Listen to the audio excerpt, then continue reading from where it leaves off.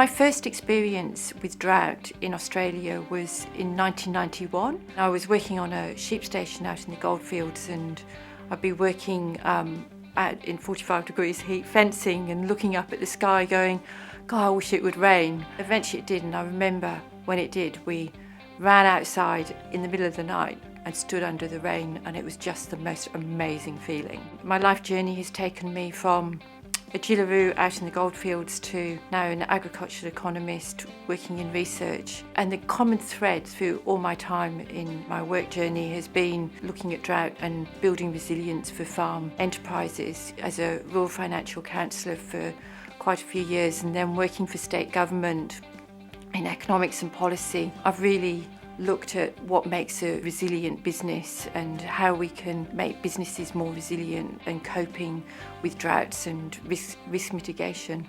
myFarmsmart was really developed because it was a solution to a problem on our farms. I'm also a broadacre farmer working with my husband. He kept asking me, well, what if we do this or what if we do that? And I couldn't ever answer those questions quickly enough, despite having the skills as an agricultural economist. And I thought it was just astonishing that we haven't got a tool available to us to help us make some really informed and really good decisions with all the variables that there are when you make those type of decisions. I thought that we should, as an industry, build something that could help farmers make more informed decisions and really build that resilience in their businesses. That's why I really developed myFarmsmart.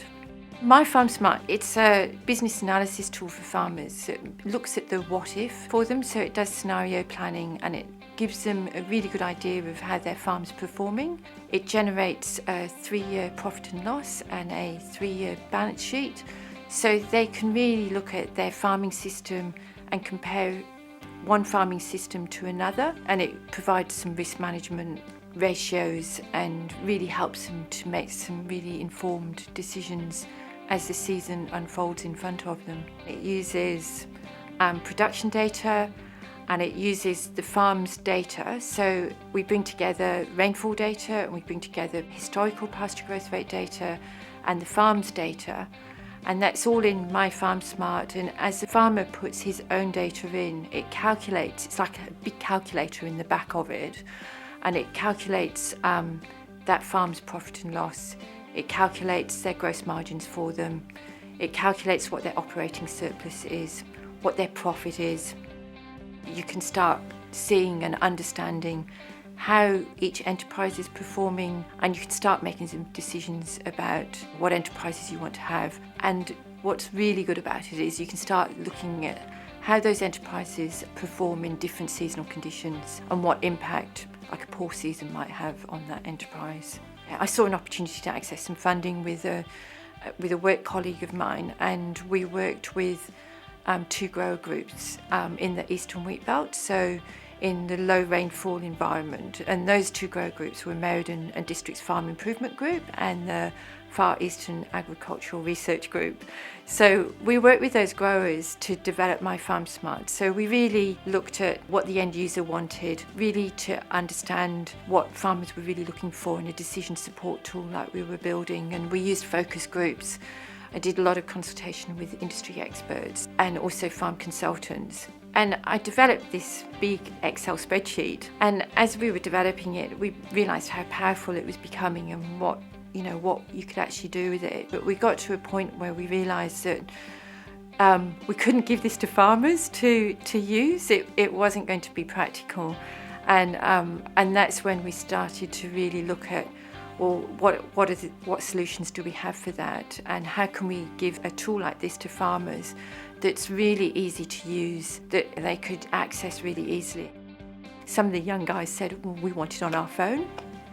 So that was sort of a bit of a seed for us right at the beginning of the journey, but it wasn't what we thought we'd ever do. Midway through the journey, we saw the potential to make it an online tool, and we've actually achieved that. As part of the journey, we saw the opportunity to attend an accelerator, like a commercialisation accelerator program, which was being run by AgriStart, and that was the Harvest 2.0 program. We saw that suddenly as an opportunity that maybe that might help us look at how we could actually take this Excel spreadsheet and what we could do with it and how we could maybe commercialise it. We saw that opportunity to really have a look at, what the process was to do that, and that programme probably accelerated our thinking by 12 months and gave us the networks, the people to talk to work out how we could do it. And it was invaluable. And from that program, we went through that process of engaging with software companies, talking to different software companies to see how, what the options were and how we could take this Excel spreadsheet into a software program. So from each stage of the development, we've managed to see a clear pathway forward and go, okay, that's what we have to do next to get to that commercialisation. I'm still learning how to market it.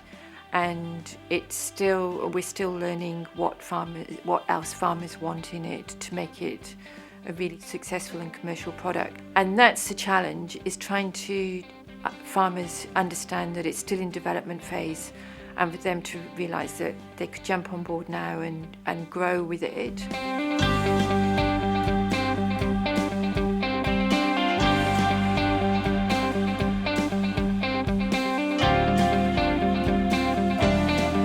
As we develop into the future, it will, we're looking at how we can bolt on new things.